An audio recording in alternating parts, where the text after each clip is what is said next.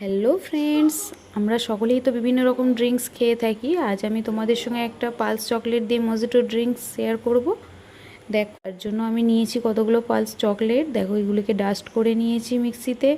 Dust করে নেওয়ার পর গ্লাসটিকে ডেকোরেশনের জন্য আমি নিয়েছি একটু লেবুটা গ্লাসের মধ্যে লাগিয়ে ডাস্টের মধ্যে একটু ঘুরিয়ে নিতে হবে গ্লাসটাকে এভাবে।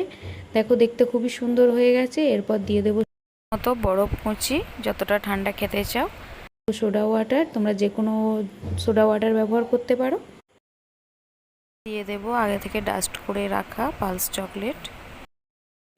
দেখো, আর দিয়ে দিচ্ছি অল্প একটু জল জিরার গুঁড়ো, দিয়ে দিচ্ছি একটু লেবুর রস, দিয়ে এবার ডেকোরেশনের জন্য 2 পিস লেবু পাতলা করে কেটে নিয়েছি, নিয়ে দিয়ে দিচ্ছি একটা স্টিক। দেখো, দেখতেও খুবই সুন্দর হয়েছে, খেতেও খুবই সুন্দর। তোমরা অবশ্যই বাড়িতে ট্রাই করবে। আর যদি ভালো লাগে আমার চ্যানেলটিকে অবশ্যই সাবস্ক্রাইব করবে, লাইক শেয়ার করবে, কমেন্টস করে জানাবে কেমন হলো আজকের এই মজিটো ড্রিঙ্কস। Thank you.